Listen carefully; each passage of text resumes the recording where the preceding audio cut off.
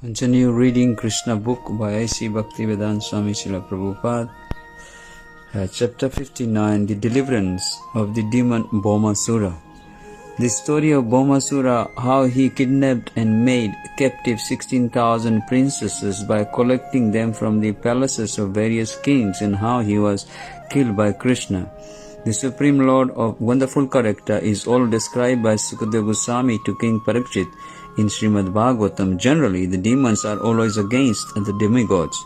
This demon, Bhaumasura, having become very powerful, took by force the umbrella from the throne of the demigod Varuna. He also took the earrings from Aditi, the mother of the demigods. He conquered the portion of heavenly Mount Meru, known as Mani Parvata, and occupied it. The king of the heavenly planets, Indra, therefore came to Dwarka to complain about Bhaumasura before Lord Krishna.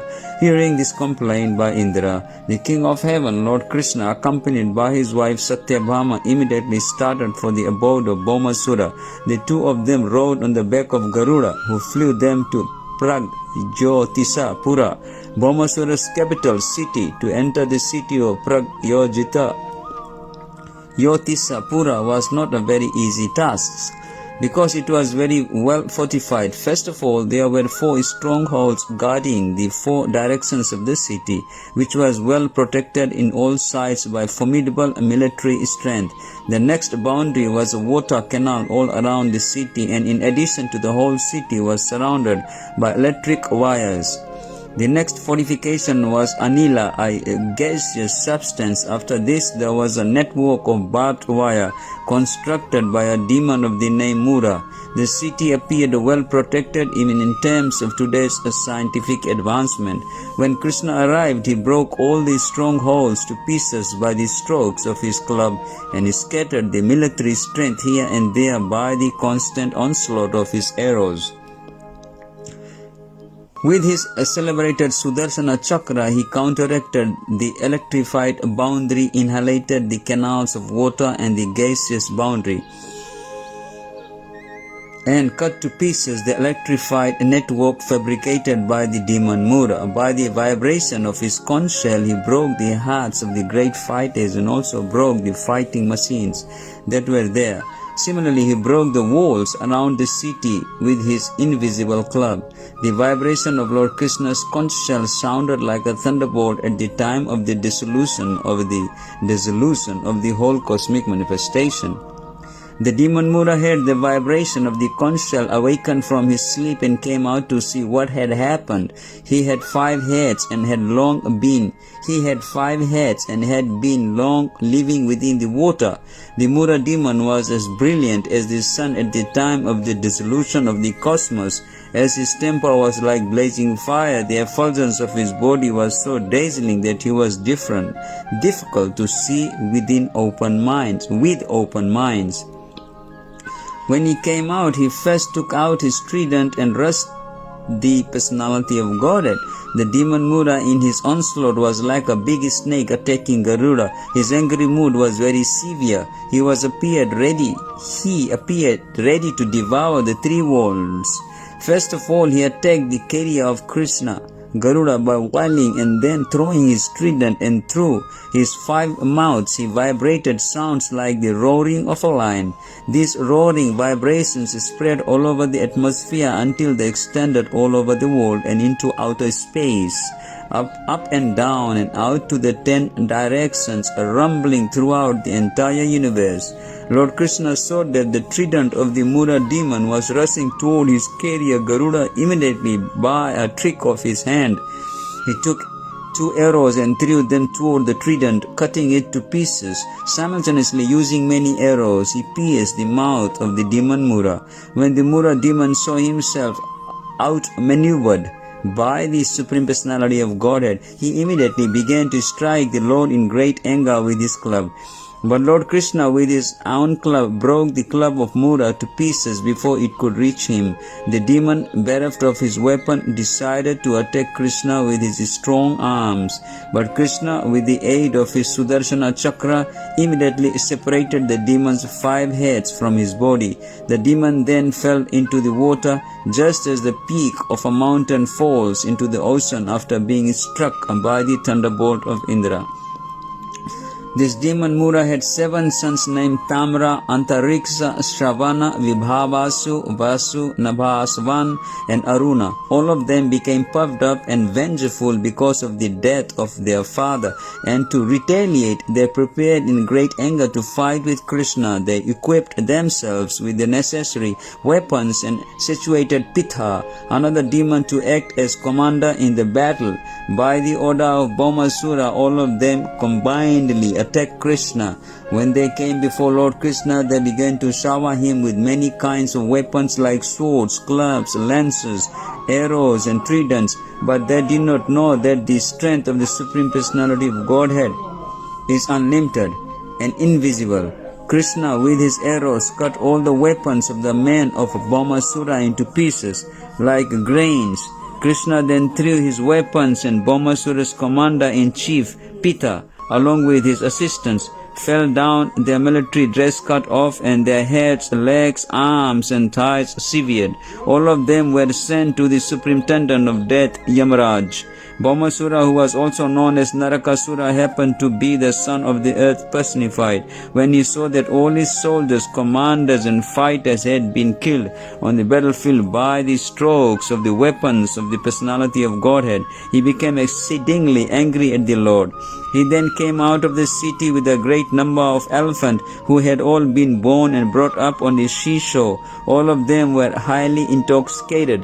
When they came out, they saw that Lord Krishna and his wife were beautifully situated high in outer spaces, just like a blackish cloud about the sun. Glittering with the light of electricity, the demon Bhaumasura immediately released a weapon called Satagni, by which he could kill hundreds of warriors with one stroke, and all his assistants simultaneously threw their respective weapons at the Supreme Personality of Godhead. Lord Krishna counteracted all these weapons by releasing his feathered arrows. The result of this fight was that all the soldiers and commanders of Bhaumasura fell to the ground. Their arms and legs and heads separated from their trunks, and all their horses and elephants also fell with them. In this way, all the weapons released by Bhaumasura were cut to pieces by the Lord's arrows. The Lord was fighting on the back of Garuda, who was helping him by striking the horses and elephants with his wings and scratching their heads with his nails and sharp beak. The elephants, feeling much pain from Garuda's attack on them, all dispersed from the battlefield. Bhaumasura alone remained on the battlefield, and he engaged himself in fighting with Krishna. He saw that Krishna's carrier Garuda had caused great disturbance to his soldiers and elephants, and in great anger he struck Garuda with all his strength, which defied the strength of a thunderbolt. Fortunately, Garuda was not an ordinary bird, and he felt the strokes given by Bhaumasura just as a great elephant feels the impact of a garland of flowers. Bhaumasura thus came to see that none of his tricks would act upon Krishna, and he became aware that all his attempts to kill Krishna would be frustrated. Yet he tried for the last time, asking a trident in his hand to strike him. Krishna was so dexterous that before Bhaumasura could throw his trident, his head was cut off by the sharp Sudarshana chakra. His head, illuminated by earrings and a helmet, fell down on the battlefield. On the occasion of Bhaumasura's being killed by Lord Krishna, all the demons' relatives screamed in disappointment, and the saintly persons glorified the chivalrous activities of the Lord. Taking this opportunity, the denizens of the heavenly planets showered flowers on the Lord. At this time, the earth personified appeared before Lord Krishna and greeted him with a Vaijayanti flower garland. She then returned the dazzling earrings of Aditi bedecked with jewels and gold. She also returned the umbrella of Varuna along with a valuable jewel, which she presented to Krishna. After this, the earth personified offered her prayers to Krishna, the Supreme Personality and Master of the world, who is always worshipped by exalted demigods. She fell down in obeisances and in great devotional ecstasy began to speak. Let me offer my respectful obeisances unto the Lord, who is always present with 4 symbols, namely conch shell, discs, lotus, and club, and who is the Lord of all demigods. Please accept my respectful obeisances unto you. My dear Lord, you are the super soul, and in order to satisfy the aspirations of your devotees, you descend to this earth in your various transcendental incarnations, which are just appropriate to the devotees. Worshipful desire, kindly accept my respectful obeisances, my dear Lord. The lotus flower grows out of your navel, and you are always decorated with a garland of lotus flowers. Your eyes are always spread like the petals of the lotus flower, and therefore they are all pleasing to the eyes of others. Your soft and delicate lotus feet are always worshipped by your unalloyed devotees, and those lotus feet pacify their lotus-like hearts. I therefore repeatedly offer my respectful obeisances unto you. You possess all beauty, strength, fame, property, knowledge, and renunciation. You are the shelter of all 6 opulences. Although you are all-pervading, you have appeared as the son of Vasudeva. Please therefore accept my respectful obeisances. You are the original Supreme Personality of Godhead and the supreme cause of all causes. Only your Lordship is the reservoir of all knowledge. Let me offer my respectful obeisances unto you. Personally, you are unborn. Still, you are the father of the whole cosmic manifestation. You are the reservoir and shelter of all kinds of energies. The manifested appearance of this world is caused by you, and you are both the cause and effect of this cosmic manifestation. Please therefore accept my respectful obeisances. My dear Lord, as for the 3 gods, Brahma, Vishnu, and Shiva, they are not independent of you. When there is a necessity of creating this cosmic manifestation, you create your passionate appearance of Brahma, and when you want to maintain this cosmic manifestation, you expand it as Lord Vishnu, the reservoir of all goodness. Similarly, you appear as Lord Shiva, master of the mode of ignorance, and thus dissolve the whole creation. You always maintain your transcendental position in spite of creating these 3 modes of material nature. You are never entangled in these modes of nature as the ordinary living entities are. Actually, my Lord, you are the material nature, you are the Father of the universe, and you are the eternal time, which has caused the combination of the elements of nature and the manifestation of the material creation. Still, you are always transcendental to all these material activities. My dear Lord, O Supreme Personality of Godhead, I know that earth, water, fire, air, sky, the 5 sense objects, mind, the senses and their deities, egotism and the total material energy, all things animate and inanimate in this phenomenal world rests upon you. Since everything is produced of you, nothing can be separate from you. Yet since you are transcendently situated, nothing material can be identified with your personality. Everything is therefore simultaneously one with you and different from you. And the philosophers who try to separate everything from you are certainly mistaken in their viewpoint. My dear Lord, may I inform you that this boy whose name is Bhagadatta is the son of my son, Bhaumasura. He has been very much affected by the ghastly situation created by death of his father and has become very much confused and afraid. I have therefore brought him to surrender unto your lotus feet. I request your Lordship to give shelter to this boy and bless him with your lotus feet. I bring him to you so that he may be relieved of the reactions of all the sinful activities of his father. After Lord Krishna had heard the prayers of Mother Earth, he immediately assured her of immunity from all fearful situation. He said to Bhagadatta, "Don't be afraid." He then entered the palace of Bhaumasura, which was equipped with all kinds of opulences. In the palace of Bhaumasura, Lord Krishna saw 16,100 young princesses who had been kidnapped and held captive there. When the princesses saw the Supreme Personality of Godhead Krishna enter the palace, they immediately became captivated by the beauty of the Lord and prayed for His causeless mercy within their minds. They decided to accept Lord Krishna as their husband without hesitation. Each one of them prayed to Providence that Krishna might become her husband. Sincerely and seriously they offered their hearts to lotus feet. to the lotus feet of Krishna with an unalloyed devotional attitude. As the supersoul in everyone's heart, Krishna could understand their uncontaminated desire, and he agreed to accept them as his wives. Thus he arranged for suitable garments and ornaments for them, and each of them, seated on a palanquin, was dispatched to Dwarka city. Krishna also collected unlimited wealth from the palace, a treasure of chariots, horses, jewels, and so on. He took from the palace 50 white elephants, each with 4 tusks, and all of them were dispatched to Dwarka.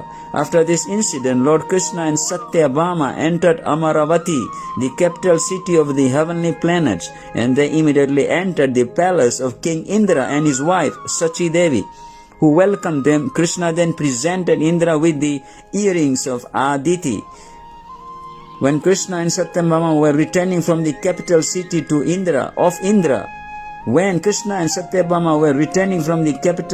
of Indra, Satyabhama remembered Krishna's promise to give her a parijat tree. Taking the opportunity of having come to the heavenly kingdom, she uprooted a parijata tree and placed it on the back of Garuda. Once Narad had taken a parijata flower and presented it to Krishna's senior wife, Sri Rukmini Devi. On account of this, Satyabhama had developed an inferiority complex. She also wanted such a flower from Krishna. Krishna could understand the competitive womanly nature of his co-wives, and he had smiled. He had immediately asked Satyabhama, "Why are you asking for only one flower? I would like to give you a whole tree of parijata flowers." Actually, Krishna had purposely taken his wife Satyabhama with him so that she could collect the parijata with her own hand, but the denizens of the heavenly planets, including Indra, were very irritated. Without their permission, Satyabhama had uprooted a parijata tree, which is not to be found on the earth planet. Indra, along with other demigods, offered opposition to Krishna and Satyabhama for taking away the tree. But in order to please his favorite wife Satyabhama, Krishna became determined and adamant. So there was a fight between the demigods and Krishna as usual. As usual, Krishna came out victorious, and he triumphantly brought the parijata tree chosen by his wife to this earth planet, to Dwarka. After this, the tree was installed in the palace garden of Satyabhama. On account of this extraordinary tree, the garden house of Satyabhama became extraordinarily beautiful. As the parijata tree came down to the earthly planet, the fragrance of its flowers also came down, and the celestial drones migrated to this earth in search of their fragrance and honey. King Indra's behavior toward Krishna was not very much appreciated by great sages like Sukadeva Goswami. Out of his causeless mercy, Krishna had gone to the heavenly kingdom Amaravati to present King Indra with his mother's earrings, which had been lost to Bhaumasura, and Indra had been very glad to receive them. But when a parijata tree from the heavenly kingdom was taken by Krishna, Indra had fought with him. This was a self-interest on the part of Indra. He had offered his prayer, tipping down his head to the lotus feet of Krishna. But as soon as his purpose had been served, he became a different creature. That is the way of the dealings of materialistic men. Materialistic men are always interested in their own profit. For this purpose, they can offer any kind of respect to anyone. But when their personal interest is over, they are no longer friends. This selfish nature is found not only among the richer class of men on this planet, but even in the personalities like Indra and other demigods. Too much wealth makes a man selfish. A selfish man is not prepared to take to Krishna consciousness and is condemned by great devotees like Sukadeva Goswami. In other words, possession of too many worldly riches is a disqualification for advancement in Krishna consciousness. After defeating Indra, Krishna arranged to marry the 16,100 girls brought from the custody of Bhaumasura. By expanding himself into 16,100 forms, he simultaneously married them all in different palaces at the same auspicious moment. He thus established the truth that Krishna and no one else is the Supreme Personality of Godhead. There is nothing impossible for Krishna, the Supreme Personality of Godhead. He is all-powerful, omnipresent, and imperishable, and so there is nothing wonderful in this pastime. All the palaces of the more of the more than 16,000 queens of Krishna were filled with suitable gardens, furniture and other paraphernalia to which there is no parallel in this world. There is no exaggeration in this story from Srimad Bhagavatam. The queens of Krishna were all expansions of the goddess of fortune, Lakshmi ji. Krishna lived with them in different palaces and he treated them exactly the same way an ordinary man treats his wife. We should always remember that the Supreme Personality of Godhead, Krishna, was playing exactly like a human being. Although he showered his extraordinary opulences by simultaneously marrying more than 16,000 wives in more than 16,000 palaces, he behaved with them just like an ordinary man, and he strictly followed the relationship between husband and wife required in ordinary homes. Therefore, it is very difficult to understand the characteristics of the Supreme Brahman, the personality of Godhead. Even demigods like Brahma are unable to probe into the transcendental pastimes of the Lord. The wives of Krishna were so fortunate that they got the Supreme Personality of Godhead as their husband, although their husband's personality was unknown even to Brahma and other demigods. In their dealings as husband and wife, Krishna and his queens would smile, talk, joke, embrace and so on, and their conjugal relationship ever increasingly developed. In this way, Krishna and the queens enjoyed transcendental happiness in their household life. Although each and every queen had thousands of maidservants engaged for her service, the queens were all personally attentive to serving Krishna. Each one of them used to receive Krishna personally when he entered the palace. They engaged in seating him on a nice couch, worshipping him with all kinds of paraphernalia, washing his lotus feet with Ganges water, offering him betel nuts and massaging his legs. In this way they gave him relief from the fatigue he felt after being away from home. They fanned him nicely, offered him fragrant essential floral oil, decorated him with flower garlands, dressed his hair, asked him to lie down to take rest, bathed him personally and fed him palatable dishes. Each queen did all these things herself and did not wait for the maidservants. In other words, Krishna and his different queens displayed on this earth an ideal household life. Thus ends the Bhaktivedanta purport of the 59th chapter of Krishna, the deliverance of the demon Bhoma Sura. Hare Krishna.